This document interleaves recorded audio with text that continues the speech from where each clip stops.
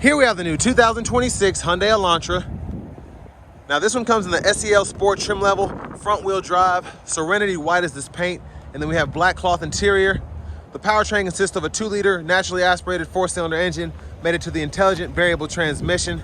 As we come around to the front end here, we do get our LED headlamps along with the LED daytime running lights.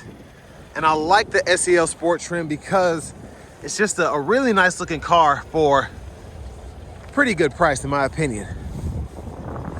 As we come around to these wheels, these are going to be 17-inch alloy wheels.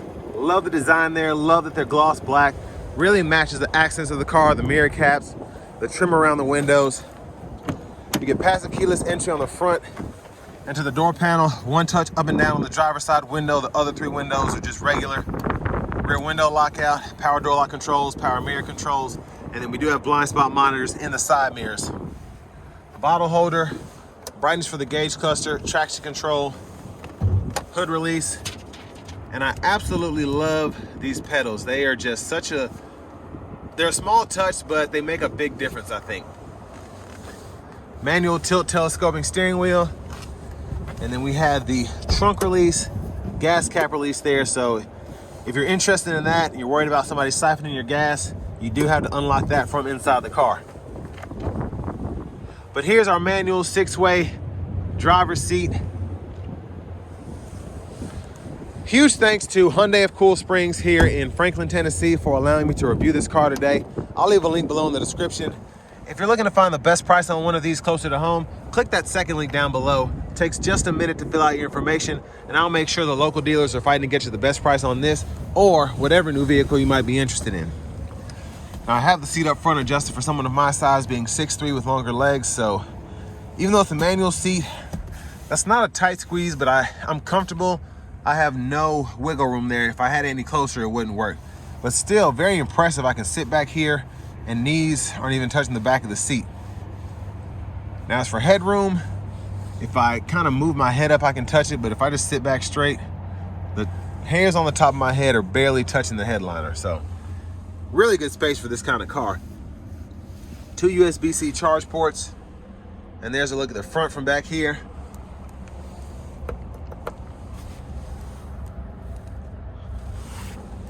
Grab handle, you can hang a shirt, probably a shirt and a pair of pants on here. That's a pretty sturdy hook.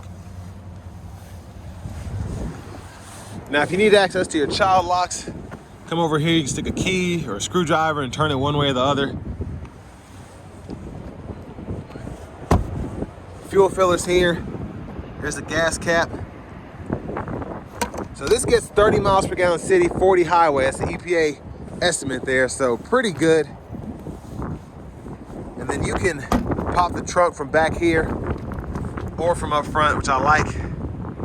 There's a look at the back end. And there's a look underneath the car. And now we'll go ahead and pop the trunk. But even the spoiler here, I love that. That makes a big difference as well.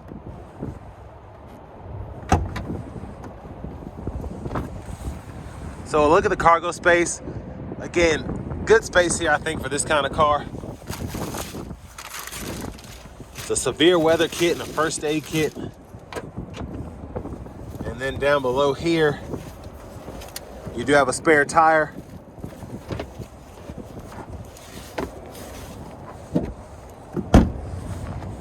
And I hit that release to fold down the rear seat.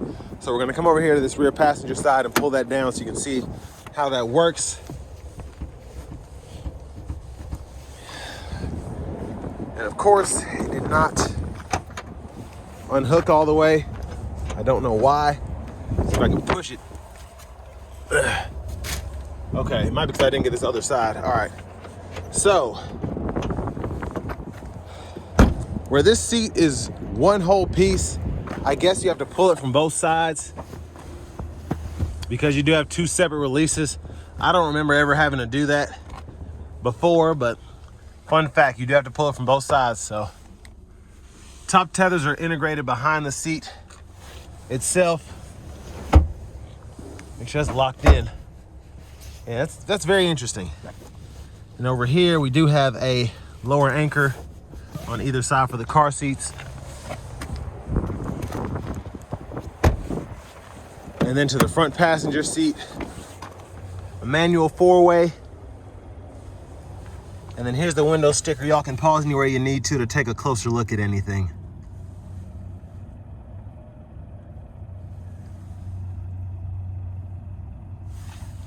Then you get side pockets here, glove compartment there.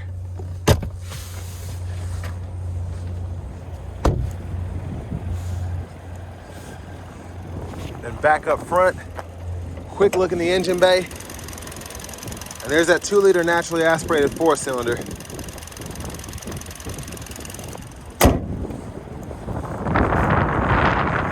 Before we hop in, I'm just gonna show off the blinkers.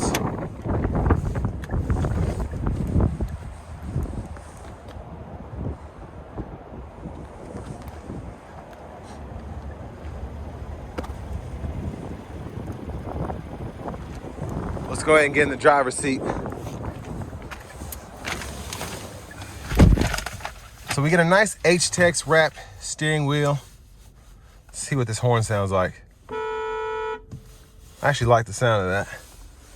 Now over here to the infotainment system, we do have our AM, FM radio. And then we also have Bluetooth audio. And we get wireless CarPlay, Android Auto compatibility this year, which is nice. So you come over here, phone projection, and then it's that simple. Now to our settings, once again, general settings, you can change your language right in there. And then this is a look at pretty much the entire screen. Not too much is going on here, but I kind of like that. It's very simple to use. Volume knob there, tune knob here. Hazards.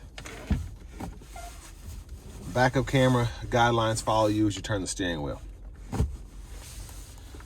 Now this is interesting. Dual zone automatic climate controls. I mean, I'm not complaining, but for this kind of car, I just think that's wild because there's some $45,000 vehicles that don't have dual zone automatic climate controls. So that's impressive. You can change the fan direction here, fan speed, cut the whole system off, 3 levels of auto there, sync and unsync here. It's a 12-volt USB-A, USB-C, wireless charging pad, and then you have a drive mode button here so you can go between normal, sport, and smart. And then you have a button here for the backup camera. You can toggle that if you want to. Now for the shifter, press this button. You have drive, come over here, you get the sport shifts there, and then neutral, reverse, park. And then there's your parking brake, bottle holders, center console cubby space down in there. And there's a look at the back seat from up here. Dome lights. And there's your vanity mirror. And back up front, left side stalk, blinkers. You have the automatic high beams, so when you're in the low beams, you can use the regular, but when you have the auto low beams on, you can toggle the automatic high beams there. Right side stalk, intermittent wipers, one time off, intermittent low high. You can adjust the intermittent frequency here, pull up here for the fluid. Now left side of the steering wheel, voice recognition. This goes through your audio sources, volume down, volume up, press in to mute. You can go through your track list or radio station favorites here, and then you have a Bluetooth button and a custom favorites button you can set up right in here. So there's one on the radio and one on the steering wheel. You can customize both of those to do something different. Right side of the steering wheel, you have your cruise control. You can turn it on or off, and then you can set your speed there, pause, resume. And then the lane keeping system is right here. These buttons and this goes through the sub menu. So in the user settings, if you go down to this option, you can scroll down, change your units of measurement there individually for the tire pressure, fuel economy, temperature, and the speed. And then cluster settings if you want to fool with that. And then driver assistance right in there. But tire pressure monitors are there for you. You can kind of hold the settings here and fool with that for the driver assistance system. And then the trip meter right in there. Push button start. Finally, here's the key fob with remote start. Trunk release is here. But next, let's go ahead and take this 2026 Hyundai Elantra SEL Sport out on the road for a test drive. So starting the test drive in this Elantra SEL Sport, it's you know, it's a small car. It's a 4-door sedan, basically a compact, subcompact car. I like how it drives. You have the 2-liter naturally aspirated 4-cylinder and a variable transmission, so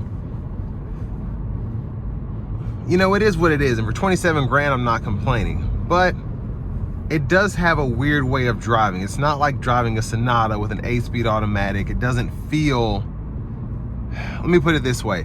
It's hard to get used to how this car drives. It's just kind of basic transportation. That's why it gets 30 miles per gallon city, 40 highway. But it's hard to really know this car, what it's gonna do, shift points, things of that nature, because it's a variable transmission.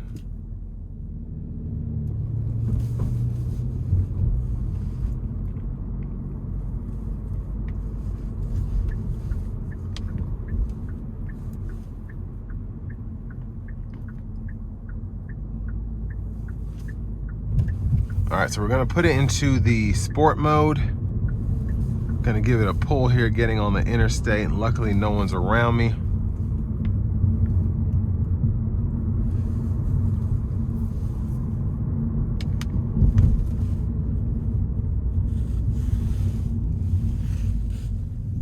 Here we go.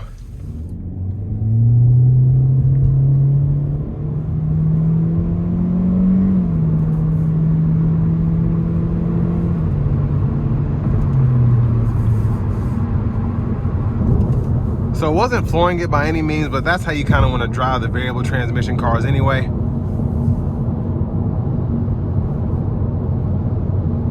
All right, so we have the cruise set here with the lane keeping system. I want to give a huge thanks to Hyundai of Cool Springs here in Franklin, Tennessee for allowing me to review this car today. I'll leave a link below in the description. If you're looking to find the best price on one of these closer to home, click that second link down below. It takes just a minute to fill out your information, and I'll make sure the local dealers are fighting to get you the best price on this or whatever new vehicle you might be interested in. But it's you know, it's a solid commuter car, I think, in terms of the space you get here, the features you get blind spot monitors here, you have the lane keeping system, and it's closer to lane centering than it should be, which is, you know, depending on who you are, that's a good thing for me. But it's just kind of hard to have lane centering on and then you don't have adaptive cruise, but not like an issue, just something that I noticed. But in terms of what you get for the money, I mean, this is a solid deal. It's less than 27 grand. You have Bluetooth, CarPlay, Android Auto. Again, the lane keeping system. And with the SEL Sport trim in particular, a really good looking car on the outside.